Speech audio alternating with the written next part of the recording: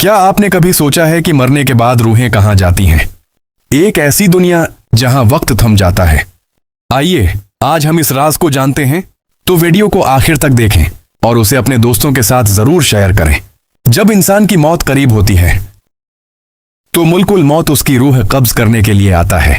नबी करीम ने फरमाया, काफिर की रूह इस तरह खींची जाती है जैसे लोहे का कांटा गीली ऊन में से खींचा जाए, और मोमिन की रूह इस तरह निकलती है जैसे मुश्कीजे से पानी आसानी से बहा जाता है। फिर इंसान को दफन कर दिया जाता है और सब लोग वापस चले जाते हैं। लेकिन असल मरहला तो अब शुरू होता है।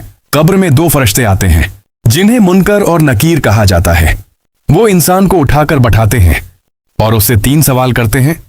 तेरा रब कौन है? तेरा दीन क्या है? और ये शख्सियत कौन है जो तुम में भेजी गई? अगर इंसान मोमिन हो तो वो जवाब देता है, मेरा रब अल्लाह है, मेरा दीन इस्लाम है और मेरे नबी हजरत मोहम्मद हैं। लेकिन अगर वो जवाब न दे सके तो वो कहता है, मैं नहीं जानता। और फिर एक नई जिंदगी शुरू होती है जिसे बरज़ख कहा जाता है। ये वो दुनिया है जहां रूह क़यामत तक इंतजार करती है।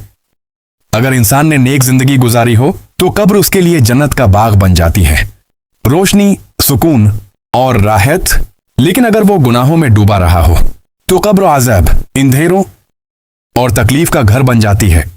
कुरान मजीद में अल्लाह ताली फरमाते हैं, और उनके पीछे एक बरज़ख है इस दिन तक जब वो दोबारा उठाए जाएंगे। सूरह मुमिनून मीनिया।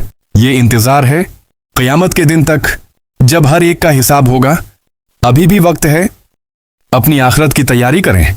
वीडियो को लाइक करें और कमेंट में अस्तगफिरुल्लाह जरूर लिखें, और वीडियो को अपने दोस्तों के साथ जरूर शेयर करें। क्या पता आपका एक शेर किसी की जिंदगी बदल दे।